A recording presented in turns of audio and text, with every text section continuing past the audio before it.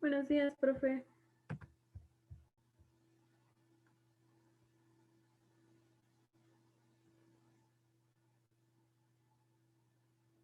Perdón.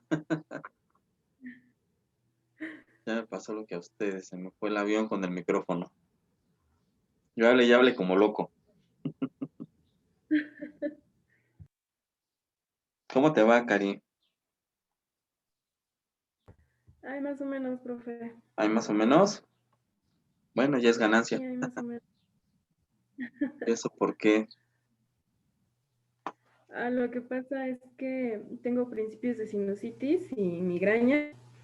Y ayer se me juntaron los dos en la tarde y pues ya se imaginará, ¿no? Pobre de la cabeza y de la nariz. Sí, Es estresante eso. sí, la verdad, sí. Y doloroso. Sí, hay que cuidarse bastante. Pues bueno, y luego con estos climas fríos, y bueno, por allá en tu región, todo el polvito de los árboles, porque ves que sueltan demasiado, todo eso te afecta, ¿verdad? Ujú. Pues bueno, ni modo, Sí, sí, sí, la verdad. pues a cuidarse. Bere, nuevamente buenos días. Jenny, buenos días. Buenos días, profe. Buenos días, Bere. Buenos días a todas las compañeras. Buenos días. Jenny, ¿cómo estás? Profe, buen día. Buenos días. Bien, profe, justo le iba a decir, hoy batallando con el internet. Ok, No sé si me daría chance de apagar mi cámara, es que en sí, ratos me saca. sí, claro, ya saben. Y ya me saca. No tenemos problema. Ok, ¿Sí? ¿Sí me Lupita. escucha? Sí, Ah, ok. Jenny. Ok. Lupita, ¿cómo está Hola, usted? buenos días. Buenos días. Bien, ¿Cómo amanece Tasquillo? con un poquito de frío. ¿A poco? Bueno, pero al rato se quita, se ve que va a hacer calor Sí, ya para que está se, saliendo el solecito. Ujú. para que se pueda ir al tianguis al rato a Tasquillo, si es que hay. Uy, no, cuando salgo ya lo quitaron. Bueno, si quiere que ayude a recoger a los puesteros, igual y se gana algo. Bien. Aranza, buenos días.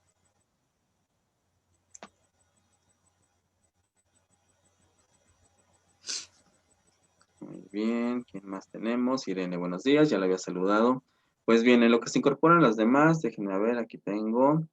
Déjenme ver, aquí está. Bien, pues vamos a comenzar, chicas, a seguir con la triste historia de la triste educación en nuestra región, ¿verdad? Porque cada que hablamos en esta clase creo que es para más desilusiones respecto a,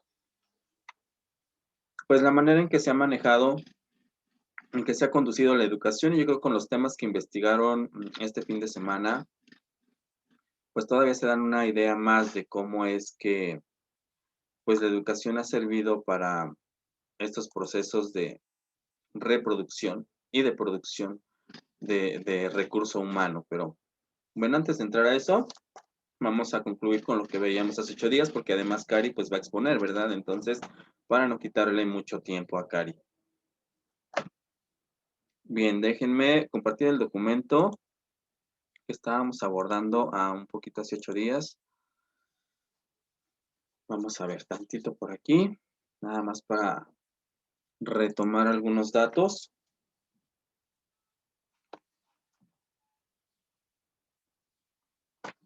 ¿Ya se ve, ya se cargó el documento, chicas?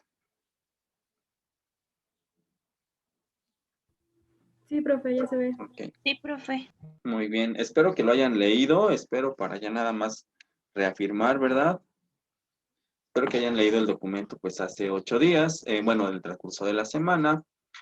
Pues hablábamos hace 8 días de que debido a la situación, hoy en día los sistemas educativos, no solamente de América Latina, sino en gran parte del mundo, pues están cerrados, prácticamente operando todos con educación a distancia, una manera en que eh, se puede accesar, digamos, en este momento a los contenidos, aunque pues vemos que hay una gran, todavía una gran desventaja para muchas regiones de, no solo de México, en especial de América Latina, y algunos países de Asia, África, donde las condiciones pues no son tan buenas en este sentido. Para las chicas para Cari, Lupita, Aranza, que estuvimos viendo por ahí comunicación y cultura, veíamos que hay una gran marginación digital en el mundo, ¿no? Por estos sistemas de conectividad, es decir, no todos los países, no todas las regiones tienen el mismo acceso a Internet y a los medios tecnológicos que las grandes potencias lo tienen, ¿no? Entonces, esto ha provocado que, de acuerdo a la actual pandemia, pues en América Latina haya una gran marginación en ese sentido para muchas regiones. Es decir, que no todos los alumnos pueden accesar a la tecnología y a las redes para poderse conectar a este gran sistema de educación que se está echando a andar en este momento. Esto conlleva, como lo veíamos, pues a muchas desventajas. ¿Por qué? Porque de por sí, como ya analizamos en nuestra educación, siempre ha habido grupos marginados por la misma educación. Con esto de la falta de conectividad y la falta de accesar a estos sistemas o dispositivos, pues todavía hay una marginación más, ¿no? Para los grupos. Entonces aquí, pues resulta que hay una, pues, gran desventaja y con esto lo que se va a provocar es que muchos jóvenes de la región en América Latina, pues, abandonen los sistemas educativos. Es decir, no solamente hablando de educación primaria, sino hablando de educación secundaria, de la educación bachillerato, de la universidad, donde empieza a haber más deserción. Y yo creo que ahorita con esto escuchamos a muchos padres y a muchos alumnos donde ya como que no les interesa, como que les da lo mismo ir o no ir a la escuela a presentarse, porque no le ven la misma funcionalidad. O de pronto con todos los problemas de conectividad no les es posible y pierden el interés. Entonces, veamos a todo lo que nos enfrentamos. Em, todo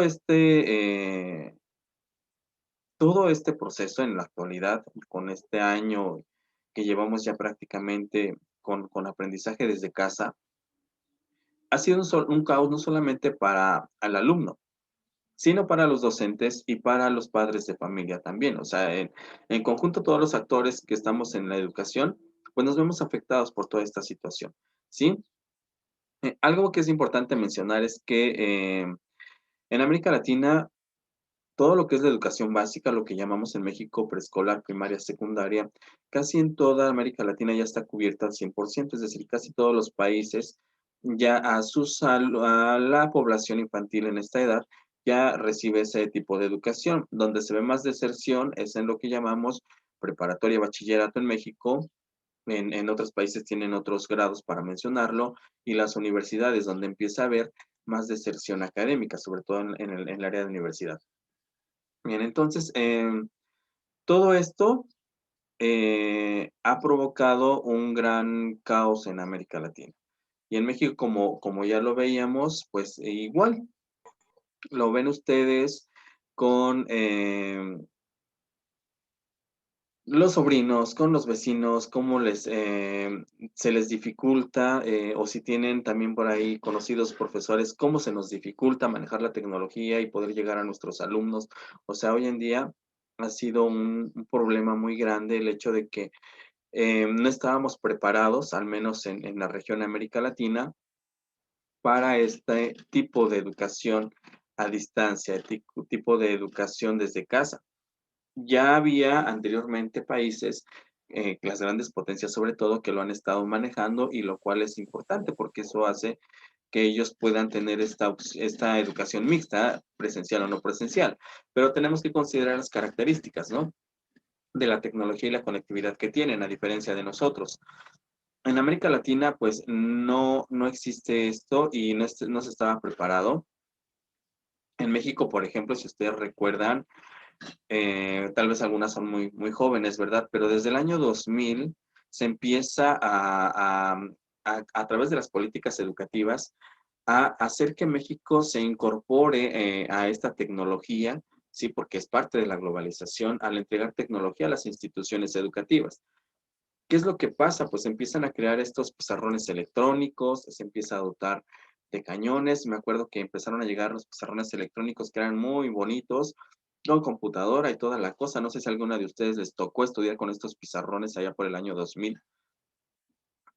Imagínense, yo ya daba clases hace 20 años, que resulta que yo en ese año, imagínense, en ese año yo no quisiera la capacitación del pizarrón electrónico porque yo dije, a mí nunca me va a tocar ni un pizarrón de esos en mi escuela, entonces, ¿como para qué voy?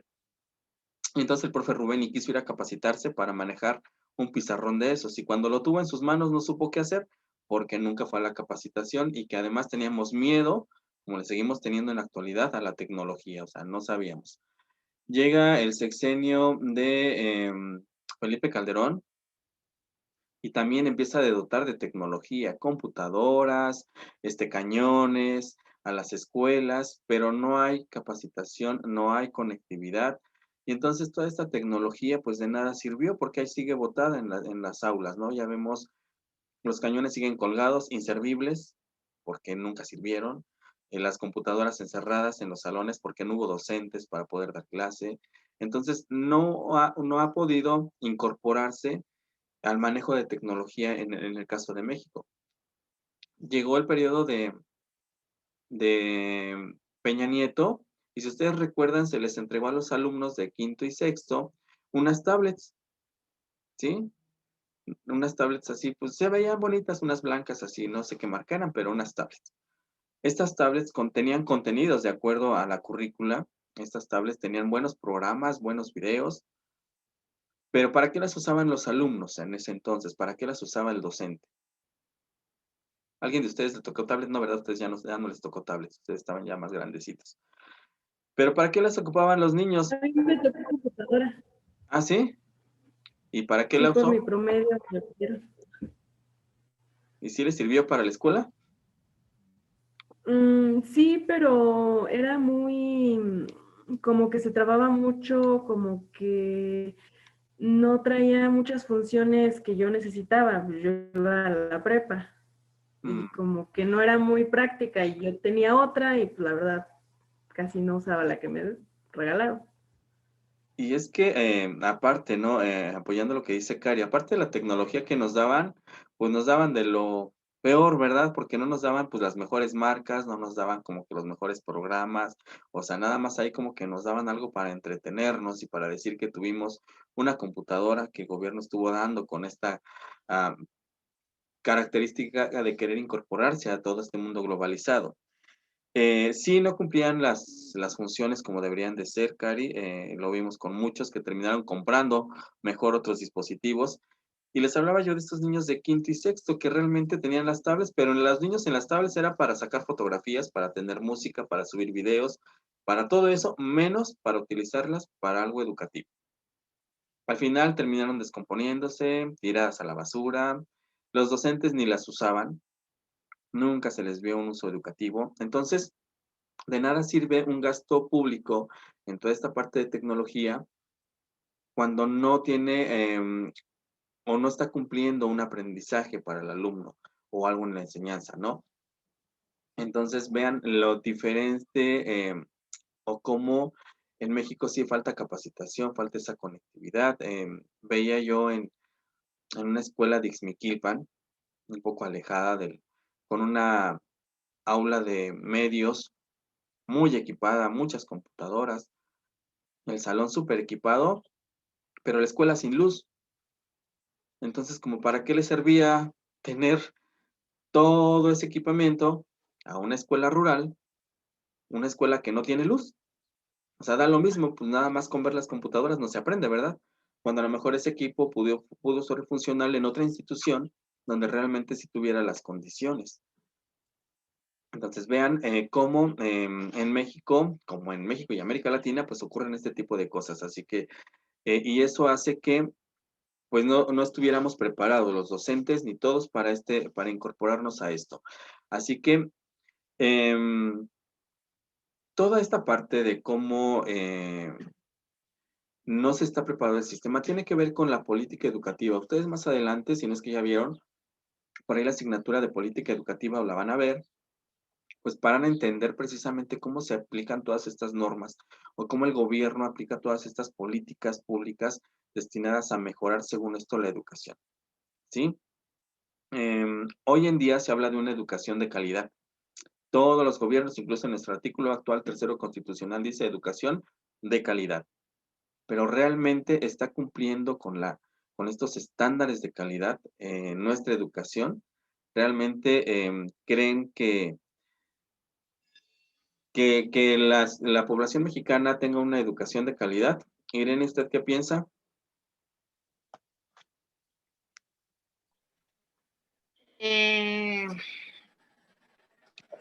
No, licenciado. Porque, por ejemplo, los famosos consejos técnicos, ¿no? Supuestamente que es como una capacitación o el compartir estrategias. Desde ahí empezamos, el compartir estrategias y todo eso. Yo creo que a veces no tienen fundamentos, o sea, a veces así como que se dan por darlas. Y a veces nada más vamos a comadrear. ¿Por qué? Porque pues realmente no siento que como que son tiempos perdidos.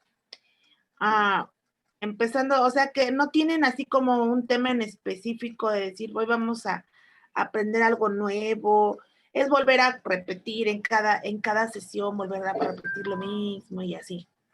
Entonces, yo siento que en la actualidad la escuela que sea de calidad, no, y ahorita lo estamos viendo, ¿no?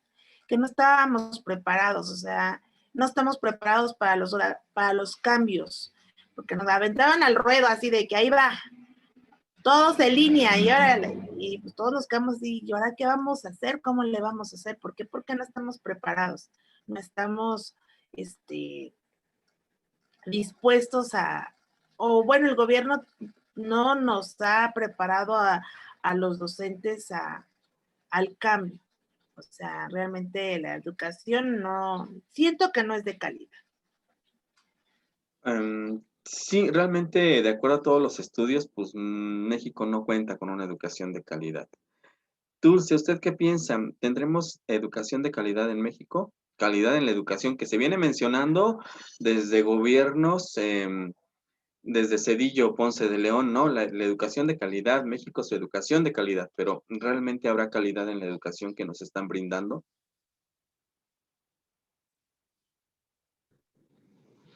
Pues yo, bueno, no pienso igual que Irene, concuerdo con las ideas que dice Irene, porque se ha hablado de eso, de que calidad, pero se queda hasta ahí, ¿no? En hablar. Y a lo mejor, y digamos que no todo es cosa del gobierno, sabemos que también es cosa de los profesores, tanto de los padres y de los propios alumnos, pero digamos que la iniciativa, pues sí viene más por parte de lo que es la autoridad. Y digamos que a lo mejor, bueno, por lo que vemos, no, hay mucho recurso que a lo mejor se desperdicia intentando en brindar esa disque calidad que ellos dicen, pero nada más es dinero como tirado a la basura, porque son ideas y en eso se quedan. Por ejemplo, en lo que hablaban ustedes ahorita de que a los alumnos se les dieron tablets. Aquí, bueno, por ejemplo, aquí a los alumnos de la primaria les dieron. ¿Y qué pasó con eso? O sea, ni por parte de los padres ni por parte de los profesores hicieron algo para que les dieran un uso adecuado. Aquí los niños les duró por lo mucho, yo creo que un mes. ¿Por qué? Porque solamente lo usaban para jugar. O sea, a lo mejor, y aunque tengan las herramientas, si no se utilizan para lo que debe de ser, pues entonces de nada sirve. Y ahí, ¿en dónde está todo eso? A lo mejor hay una iniciativa, pero no hay ¿cómo diré? O sea, no se realiza lo que se debería de hacer, o sea, hasta ahí se queda, así como que el gobierno dice, pues ahí está, ¿no? A ver, ¿qué haces con ello? ¿Qué haces tu profesor? ¿Qué haces tu alumno? Pues ahí se queda, y yo creo que no. Pues, bueno, quisiera yo que a lo mejor en algún futuro México contara con una calidad educativa, pero pues al paso que vamos y con tantas reformas, de que yo creo que bueno, las reformas tienen mucho que ver, porque sale un presidente y entra otro, y bueno, no, me vale lo que haya hecho el otro, ahora se va a hacer así. Y ya después, su periodo de gobierno, ¿no? En ese periodo de gobierno, pues no se llega a nada. ¿Por qué? Porque es muy poco tiempo. O sea, los planes son a futuro de esa reforma educativa que están planteando. ¿Y qué pasa? Entonces, no, pues desechamos eso, porque ahora yo voy a trabajar de esta manera. Yo creo que también desde ahí está el error, ¿no? De que es cambiante, y si no se tiene una calidad educativa, pues yo creo que habrían de plantear otras cosas como para que se llegue a eso, si es decir, y no pues malgastar el dinero, malgastar recursos en lo que pues no deben. Y yo sí digo que México no tiene una calidad educativa Una como calidad. debería de tenerla. Sí, yo creo que esto aterriza un poco en los temas precisamente de hoy, porque México es para la producción y porque México o sus sistemas son un sistema de reproducción, ¿no? Que ahorita vamos a abordar. Y esto que decía Dulce tiene que ver con algo que les puse aquí en el recuadro, donde tenemos sistemas arraigados, los políticos o los regímenes políticos eh, no han cambiado, ¿sí? Son sistemas educativos que ya debieron de haberse reformado, pero que obviamente obedecen a intereses de gobierno, ¿sí? Si a esto le aunamos, pues toda la diversidad geográfica, cultural, étnica, lingüística, pues hacer que funcione y que opere un sistema es difícil. Y cuando no se obedece, se supone, y nosotros lo vimos en filosofía de la educación, espero que los de Jacala igual, los autores apuntaban a que toda la educación debe de apuntar a las necesidades de la sociedad, de la población, lo que el pueblo necesita. Así se debe de hacer. Pero ¿cómo opera en México y en todos los países de América Latina? Pues no opera en función a las necesidades del pueblo, sino opera en función a las necesidades de un gobierno. Y es ahí donde ya valió todo el sistema, ¿no? Porque son intereses del gobierno, más no lo que al pueblo no le están dando lo que el pueblo quiere aprender. Al pueblo le están dando lo que el gobierno quiere que aprenda el pueblo y es muy diferente, que ahorita lo vamos a abordar precisamente en un momento más, ¿no? Entonces, así, pues nunca se va a llegar a esa tan ansiada calidad que se espera. México lo tuvo en su momento. Recuerden que a inicios de la Secretaría de Educación Pública, precisamente, la educación en México fue de primerísima calidad, tanto que su sistema fue aplaudido por grandes potencias, imagínense. Pero pues al irse desarrollando el país y al tener este tipo de gobiernos que se han tenido, pues se fue para atrás toda la educación, obedeciendo obviamente también después a intereses de la globalización. Qué importante es retomar esto porque vamos a podernos dar cuenta de pues, por qué estamos en la situación en la que estamos, ¿sí? Por eso a veces les digo, vean noticias, lean, indaguen para darse cuenta de por qué el sistema educativo está así, por qué en el discurso político aparece como lo primero y la educación siempre es la que va a sacar al pueblo de donde está. Y eso lo dicen todos los autores también. La educación va a servir para sacar al pueblo de donde está. Pero si la educación es usada de la manera correcta, no de la manera en que se está haciendo uso. En la actual administración, si ustedes recuerdan, cuando entró Andrés Manuel, dijo que iba a hacer una encuesta nacional para ver qué necesitaba el pueblo para darle de educación. Pues resulta que sacaron su programa, su plan, todo lo demás, de acuerdo a una encuesta que se hizo. Yo les decía a ustedes, no sé si a ustedes les llegó la encuesta, a mí nunca me llegó, yo no sé qué es lo que el pueblo necesitaba, porque creo que a todos los que les hemos preguntado nunca les llegó ninguna encuesta, pero bueno, según esto, fue de acuerdo a esa encuesta. Ya ven que nuestro presidente siempre tiene otros datos, siempre todo está bien, entonces pues así la educación también en la actualidad. Entonces, ¿cómo va a cambiar si no se está haciendo nada por el pueblo? ¿No? Entonces, bueno, puros corajes hacemos con nuestros gobiernos, ¿sí? Algo que por ahí alguien estaba abordando este tema de educación en el desarrollo sostenible, es que a partir de todo esto, precisamente, hoy en día, la educación, de acuerdo a la ONU y estos organismos en los que intervienen, la educación debería de ser algo así como en el desarrollo sostenible, ¿sí? Aquí es que realmente la educación cumpla con su función que es. Esto, por ejemplo, del desarrollo sostenible es algo en lo que nuestra actual administración está en contra, es decir, nuestro gobierno actual. A ver si no me censuran después aquí mi canal de YouTube, todo lo demás, ¿verdad? Porque siempre le estoy echando tierra al gobierno y me va a pasar como a otros. Pero bueno, Algo en lo que está en contra, si se han dado cuenta, nuestro gobierno actual es precisamente en esto del desarrollo sostenible. Nuestro gobierno actual está como con ideas muy retrógradas en cuanto a muchos aspectos, no solamente de educación, sino de energía, de muchas cosas. Esto es lo que en muchos gobiernos actuales y las grandes potencias están manejando, y por eso se apuesta al desarrollo sostenible, ¿sí? Algo que en México en la actualidad pues no se está pidiendo. Este desarrollo sostenible se refiere también a la descentralización, es decir, que no sea gobierno quien maneje a la educación, que sean otros organismos quienes se encarguen de manejar a la educación. Algo que no quiere nuestro gobierno, ¿no? Por ejemplo, el actual gobierno, al contrario, está centralizando todo, como que todo lo maneje el Ejecutivo, nada que se quede fuera. Por eso se deshizo el INE, ¿sí? Ya no hay este sistema de evaluación, porque pues ya no le conviene a los intereses de gobierno. Y así como esto lo vemos en muchos ámbitos más. Entonces, es un poco triste ver que en lugar de que avancen las ideas, pues con esta actual administración vayamos para atrás, ¿sí? Entonces, pues bueno, para quien está haciendo una investigación referente a educación, por ahí le mandaba yo precisamente a abordar el desarrollo sostenible en educación. Esto va a ser muy importante, o es muy importante para que el sistema educativo pueda realmente salir de donde está, ¿sí? Y pues bueno, en la actualidad se habla de educación humanista, modelos pedagógicos nuevos y todo lo demás que sí se aplica en el currículum, pero que no está brindando los resultados esperados. Y ahorita lo vamos a ver con los temas que siguen. Así que, pues bueno, qué triste nuestra historia. Ahora sí le doy paso a Cari.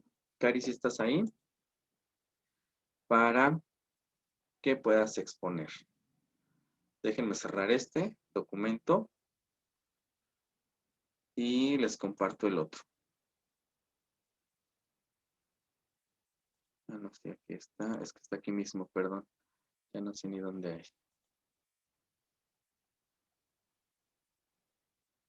Nada más déjenme ver a Cari.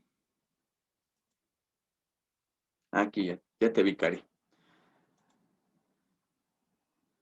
Ahora sí. ¿Estamos listos, Cari? Ok, a ver si no se escuchan ruidos extraños, porque yo aquí tengo muchos animales. No te preocupes, todos tenemos ruidos extraños. Bueno, a mí me tocó exponer sobre el tema de esta semana, la educación como medio de reproducción y para la producción en América Latina. Si le puede cambiar, profe.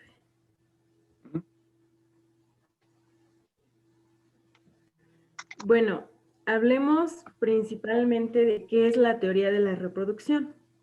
Bueno, como ven ahí en la diapositiva dice, las edades tienen distintas instituciones y mecanismos para asegurar que las jerarquizaciones sociales y culturales se reproduzcan en los sujetos correspondientes. La escuela favorece a los favorecidos y desfavorece a los desfavorecidos. Bueno, como lo decía el profe, nuestro sistema educativo, pues no es el mejor, ¿verdad? Desgraciadamente, pues sí, teóricamente hablando, hay muchos apoyos, hay una educación de calidad, pero ahora sí que en la práctica ya es cuando vemos otra cosa. No es como quisiéramos nosotros. Muchas veces tenemos los elementos y no es posible utilizarlos porque no existe una capacitación para el docente sobre cómo abordarlos, o muchas veces no se cuenta con los recursos, aunque haya personas capacitadas. Bueno, el siguiente punto dice, América Latina se caracterizó en años anteriores por tener una vaga idea de desarrollo. Algunos países lograron crecimientos, otros mínimos niveles de equidad, pero ninguno cumplió llevar a cabo el crecimiento con la equidad.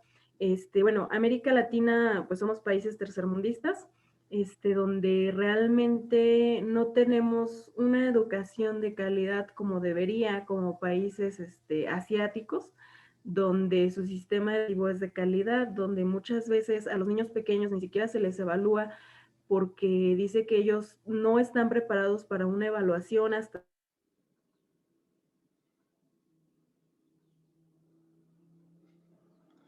Bien, vamos a ver en lo que se recupera Cari, que se nos quedó trabada. Bien, algo que decía Cari, muy cierto, creo que lo voy a retomar yo también por ahí en el documento que tengo. ¿Ya, Cari? Ah, sí, Ya, ok. perdón, es que me falla el internet un poquito. Y no te preocupes. Hasta dónde me escucharon? Todo lo que leíste hasta crecimiento con equidad, de ahí continúa ahora sí. Ah, ok. Sí, perdón, es que llega a fallar mi internet. Sí, no, Bueno, les decía, ujú, entonces, no, bueno, no tenemos, la educación como países asiáticos que están más desarrollados que nosotros. Les comentaba que a los niños pequeños no se les evalúa, creo que hasta los 8 años en China, y sin embargo nosotros, muchas veces, bueno, yo lo he visto, que el docente está haciendo el examen con los niños, entonces, con niños de primero, con niños de segundo, porque ni siquiera saben leer. Entonces, ¿cómo vas a evaluar a ese niño con un examen escrito si el niño ni siquiera sabe leer? Entonces, muchas veces no tenemos los programas o las estrategias adecuadas para esos niños. Bueno, seguimos con el siguiente punto. La escuela es un espacio ideológico y cuya función es proporcionar la reproducción en las relaciones de producciones existentes. Bueno, ahí no sé si recuerden, bueno, en la materia de teorías de la educación vimos que varios autores abordan esos temas.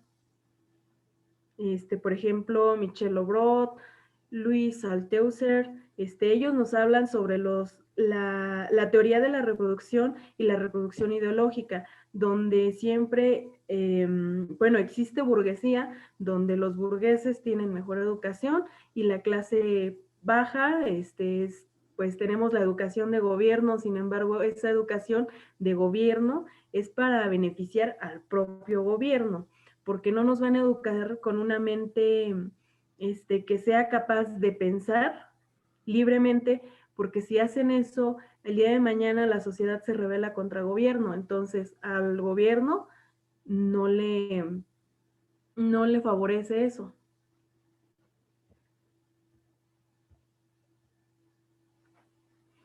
Bueno, hablemos de la socialización. Es realizada a partir del sistema de relaciones sociales clasistas, lo que ya hablábamos. Este proceso atiende a las necesidades concretas de las clases dominantes para mantenerse y reproducirse como tales. La acción educativa no es neutral ni efectuada para un conjunto humano armónico con intereses comunes. No existe un tipo único de educación. Y bueno, hablemos de las funciones de la escuela. Estas consisten en la formación de la fuerza de trabajo y la inclusión de la ideología burguesa. Era lo que les comentaba hace un momento. La clase dominante puede definirse e imponer su modelo de individuo y la sociedad, así como seleccionar y controlar los medios por los cuales la educación los realiza. Bueno, aquí yo he tenido la oportunidad de convivir con muchas personas que trabajan en escuelas. He tenido la oportunidad también de estar en una universidad pública, en una universidad particular como lo estamos ahorita. He visto el trabajo de escuelas particulares con personas de mi familia, y pues realmente una escuela particular es muy distinta a una escuela de gobierno.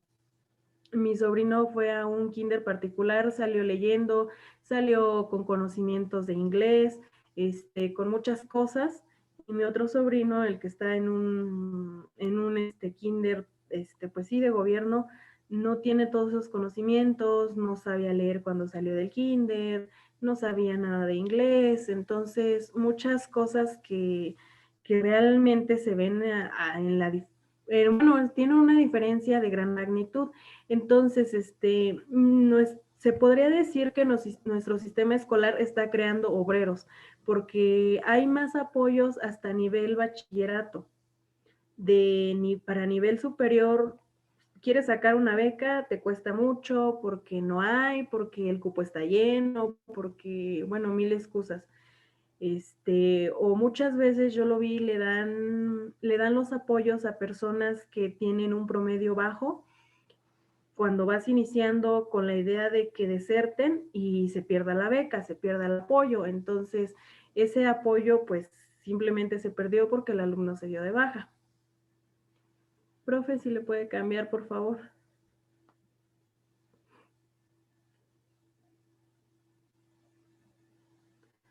Bueno, aquí Tomás Vasconi dice lo siguiente. Los aparatos educativos en América Latina aparecen en su forma más pura de aparatos ideológicos del Estado, es decir, de aparatos cuya contribución esencial al sistema es el logro de su reproducción superestructural, más que como aparatos cuyo funcionamiento se halla más o menos estrechamente ligado al desarrollo de las fuerzas productivas. Bueno, aquí como les comentaba yo, ¿sí me escuchan? Sí. Ah, ok. Bueno, yo estudié en un bachillerato técnico. Yo soy técnico, salí como técnico y era de educación agropecuaria. Entonces, a nosotros nos decía nuestro docente, él daba también a los de producción, bueno, ¿cómo se llama? Bueno, los que se dedican al campo, a los animales, se me fue el nombre. Entonces, nuestro docente nos decía, dice, es que nosotros estamos creando técnicos, porque si en una comunidad no hay veterinario, ¿a quién vas a ver? Pues al que es técnico. Él tiene conocimiento sobre cómo inyectar a un animal, sobre qué darle en los casos más comunes, ¿no? Sobre cómo preparar silos, sobre cómo preparar carne, y es lo que estás creando, o sea, nuestro país está creando fuerza laboral media, porque tú te quedas como técnico y muchas personas o muchos de mis conocidos, había un muchacho que me decía, pues yo ya no voy estudiando, yo con lo que ya sé, yo busco trabajo en una carnicería. Y yo le decía a mi mamá hoy, le digo, no, pues a este chavo se le cumplió su sueño, trabaja en una carnicería, porque la educación te está educando para estar en un concepto medio, para no ir más allá, para no pensar más allá bueno, perdón por la palabra, pero es un sistema mediocre, porque tu idea, pues está mediocre, no vas más allá, no sales más allá de tu zona de confort, de decir, no voy a estudiar más y aquí con lo que yo ya sé puedo vacunar animales, puedo estar en una carnicería, puedo hacer chorizo, puedo hacer yogur, que está en mi región, pero no voy más allá, no me capacito para tal vez exportar todo lo que yo ya sé hacer. Entonces nos estamos centrando en un, ¿cómo decirlo? En un círculo muy pequeño. No vamos más allá, solamente es en mi región y no voy más allá porque no sé que haya más allá y eso no entra en mi concepto. Bueno, no sé si le puede bajar, profe. Sí. Bueno, antes de que le baje, ¿te parece si cerramos y volvemos? Porque se me acabó el tiempo. ¿Sí? Un minutito. Claro. Vamos y regresamos. Permítanme.